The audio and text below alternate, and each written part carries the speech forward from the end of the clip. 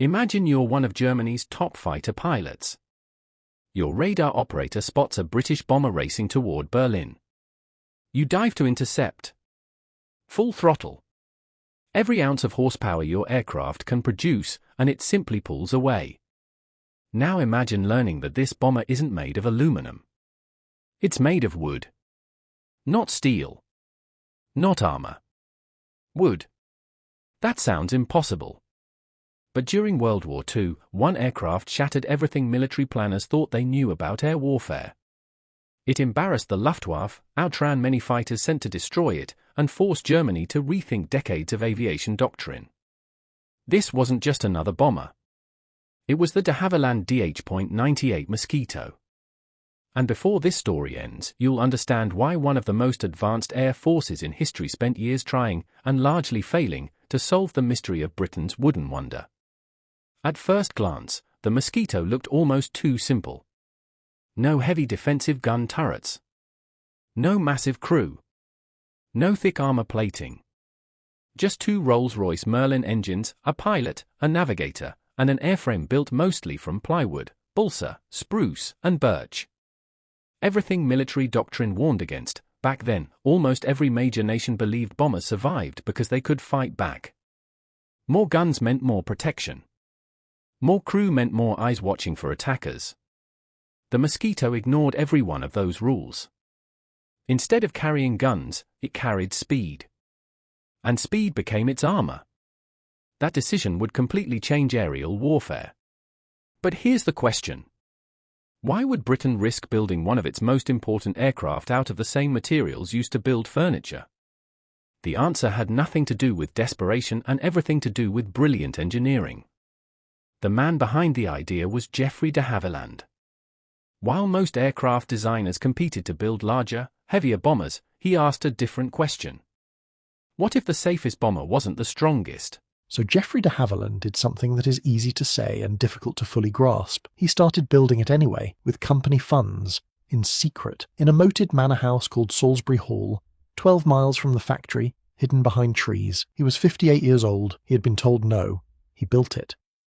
Part 2. The man he gave the design to was 36 years old. His name was Ronald Bishop. He had joined de Havilland as an apprentice in 1921. Aged 18. He had worked his way through the drawing office into the design chair. In 1936 he became chief designer. He was not a romantic figure. He did not give speeches. He sat at the drawing board and solved problems. And the problem Geoffrey de Havilland had handed him was this: build an aircraft that a small team of woodworkers can assemble in wartime, using materials a furniture factory already understands, that can outrun anything the Germans put in the air. Bishop's team moved into Salisbury Hall in October 1939. They drew on every lesson in the DH-88 and DH-91. The fuselage was a monocoque shell built in two halves, Canadian birch plywood skins, each a little over 1/16 of an inch thick, sandwiching a balsa core 1/2 inch deep. Two walls of wood with a layer of compressed air between them, light enough to astound you.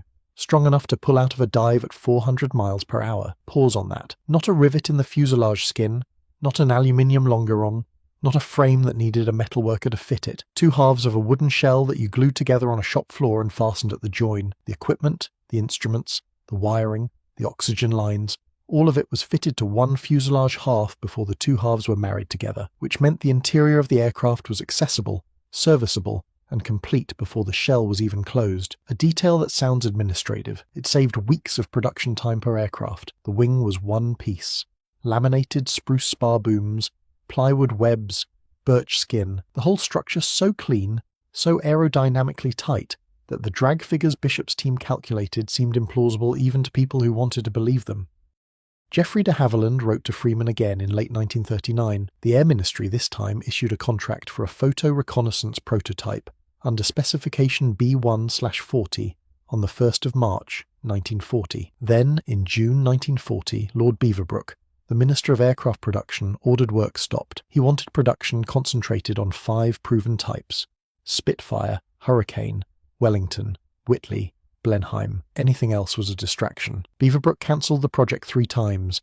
Each time he did it verbally. He never put it in writing. Freeman, who understood what the aircraft was, simply ignored the verbal orders and let Bishop's team continue. The project had a nickname at the Air Ministry: Freeman's Folly. Bishop was not aware of the politics. or if he was, he did not let them reach the drawing office. In November 1940, the prototype was complete. It was trucked from Salisbury Hall to Hatfield on the 3rd of November.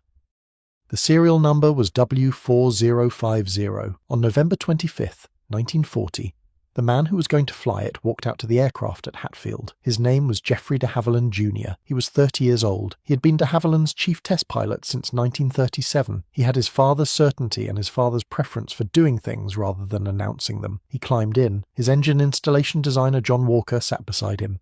The Merlin started. The aircraft rolled, accelerated, and lifted off the grass at Hatfield into a November sky. The first flight was described by those watching as straightforward, clean. The undercarriage doors hung open 6 inches on retraction, which would need work. The left wing pulled slightly to port. Minor things. What was not minor was the speed. On January 16th, 1941, W4050 flew alongside a Spitfire at 6,000 feet. It walked away from it. In February 1941 at Boscombe Down, the aircraft reached 392 miles per hour at 22,000 feet. The Spitfire Mark II was doing 360 miles per hour at 19,500 feet. The aircraft that could not be built was faster than Britain's best fighter. Freeman showed it to Lord Beaverbrook. He showed it to the American General Henry Arnold in April 1941. Arnold flew home with the engineering drawings. The point is this: from the first letter de Havilland wrote in July 1938 to the morning, the prototype flew from Hatfield was 2 years and 4 months. From the start of detailed design at Salisbury Hall to first flight was 11 months. 11 months, from blank paper to the fastest military aircraft in Britain. The British furniture industry had 11 months to understand what that meant. Germany had 4 years to figure out how to respond. It was not enough time for either. Every like and share this video receives keeps the names in it alive. Not the aircraft, the men who built it, who flew it, who did not come home. That is what this channel is for. Part 3. Here is what the Germans were dealing with. Not a metal aircraft. Not a stressed skin aluminium monocoque of the kind every Luftwaffe engineer had trained to understand, to counter, to copy. A wooden aircraft that the best aeronautical minds in the Reich had already publicly dismissed as a throwback to the last war. At his Carinhall conference in March 1943, Göring described the Mosquito as, and I am using an attested transcript here, quite a primitive thing, with not much aluminium in it, and such a high speed that his aircraft could only attack it from favourable positions. He described British bombers flying over Germany without incurring the slightest loss. Pause on that. The man who had promised Hitler that no enemy bomber would reach the Reich was reading from an intelligence report about a wooden aircraft his engineers had been told was obsolete. Willy Messerschmitt, at the same conference, argued that wooden construction was by no means simpler than metal. He was right, in the sense he intended, but he was catastrophically wrong about what that meant. It was not simpler for him. It was simpler for the men in High Wycombe who had spent their working lives joining wood. Here is the deeper system. High Wycombe, Buckinghamshire, was the furniture capital of England. It had been making Windsor chairs and cabinet furniture for 200 years. The town sat in the beech forests of the Chiltern Hills, where the raw timber came down from the hillside to the mill, and then into the workshop by a process so old and so continuous that every craftsman in the town had learned it from his father, and his father had learned it from his. In 1940, its factories were full of men who understood wood the way Messerschmitt's workers understood aluminium. They knew how to true a surface, how to cut a joint, how glue behaved under humidity, how much stress a laminated spar would take before it gave. These men were not building Spitfires. They could not. The Spitfire required precision metalworking, machine tools, and skills that were already fully absorbed by the established aircraft factories. High Wycombe's craftsmen were, in the summer of 1940, largely unused for war production. The war had not yet found them. The Mosquito found them. A firm called E. Gomm in High Wycombe built fuselage shells. Parker Knoll, better known for upholstered furniture, contributed structural components. Stiles and Mealing built more shells. J.B. Heath made wing spars. Walter Lawrence and Sons, a joinery firm in Sawbridgeworth, built major sub-assemblies. Dancer and Hearn of Penn Street made components for the wing. One High Wycombe firm later stated that it had produced parts for 5,570 Mosquitoes. Read that again. 5,570 aircraft, from furniture makers, in a town that had never built an aeroplane. This is not a story about a country that had better engineers. Germany had extraordinary engineers. This is a story about a country that looked at what it had and asked a different question.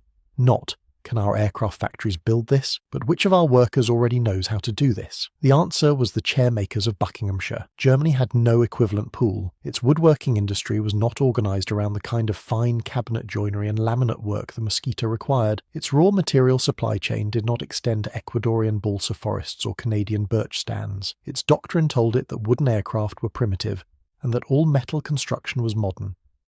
Ernst Udet, the Luftwaffe's chief of aircraft procurement, had warned that a wooden aircraft would make Germany laugh to scorn. The establishment that mocked wood was, within 2 years, desperately and unsuccessfully trying to build a wooden fighter. So when the Reich finally attempted to build its own wooden fast aircraft in 1942 and 1943, it had no tradition to draw on, no supply chain to use, and no adhesive that worked. That last detail is the one that ends the story. The German answer to the Mosquito was the Focke-Wulf Tar 154, designed by Kurt Tank, ordered by the RLM in 1942, first flown on July 1, 1943. A wooden night fighter, intended to do exactly what the Mosquito was doing to German cities, turned back against the Allied bomber streams. It required a specialised adhesive called Tego film to bond the wooden structure. There was one factory in Germany that produced Tego film. It was at Wuppertal.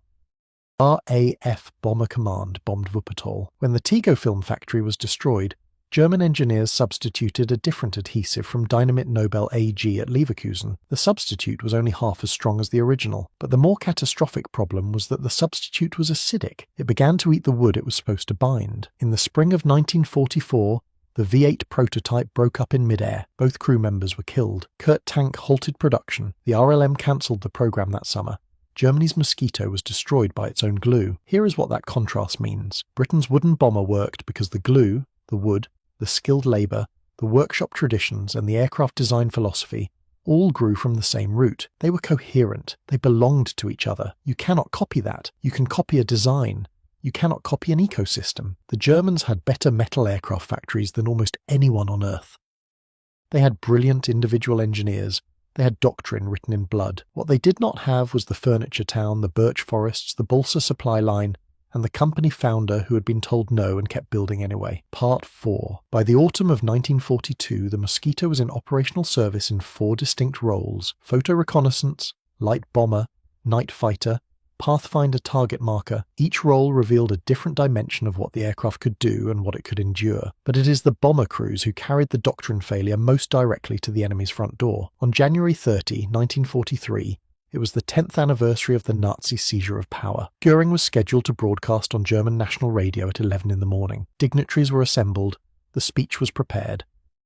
3 Mosquitoes of 105 Squadron crossed the German coast at low altitude, threaded through the defences and approached Berlin. The Haus der Rundfunks, the National Broadcasting Centre, was the target. The aircraft arrived on time. The bombs fell. The broadcast was knocked off the air. Göring's speech was delayed by more than an hour. That afternoon, Goebbels was scheduled to speak. 3 Mosquitoes of 139 Jamaica Squadron came in. The broadcast was disrupted again. The German propaganda ministry managed the public silence as best it could, but there is no way to manage the private knowledge of every senior official in Berlin that on the most symbolically important day of the Nazi calendar, 2 small wooden aircraft had walked across their capital twice in one afternoon and gone home before the interceptors could get close to them. Pause on that. By the spring of 1943, the Pathfinder force was sending Mosquitoes to Berlin every night the weather allowed, not for propaganda, for precision. The aircraft marked targets at altitude, dropped flares and target indicators, and were gone before the heavy bombers arrived. The loss rate among Pathfinder Mosquitoes was 0.03% per sortie, not a misprint. 0.03%. The men who flew the high-speed bombing missions were a particular kind of person. They had to trust the aircraft completely, because speed was their only armour. Wing Commander Huey Edwards, 28 years old, Victoria Cross holder from an earlier low-level raid over Bremen, flew some of the operations over occupied Europe that proved the bomber variant could survive what the doctrine said only armament could survive. The aircraft's speed was not abstract to the men inside it. It was the difference between a flak burst that opened a hole in the wing root and a flak burst that found the cockpit. Gordon Carter was 22 years old when he and his navigator, William Young, flew a 4-aircraft raid on the Gestapo headquarters in Oslo on September 25, 1942. Their aircraft was intercepted by a Focke-Wulf 190 over Norway. They did not get home. Carter and Young were killed. They were the Mosquito's first bomber losses to enemy fighters. Pause on that. September 1942. More than a year into bomber operations, the first fighter kill. The Germans were still trying to solve the physics of catching an aircraft that did not want to be caught. The Luftwaffe tried everything doctrine could offer. Nitrous oxide injected into the supercharger of the Bf-109G, temporarily boosting power at altitude, experimental high-altitude interceptor variants. A dedicated night fighter unit near Berlin, 11/NJG-11, flying modified Bf-109s, and from the last months of the war, the Me-262 jet fighter. An Oberleutnant named Kurt Welter flew the Me-262 against mosquitoes over Berlin in the winter of 1944-45 and claimed around 25 shot down. His unit was the only one that consistently succeeded. The jet was fast enough, but the Me-262 arrived in useful numbers in late 19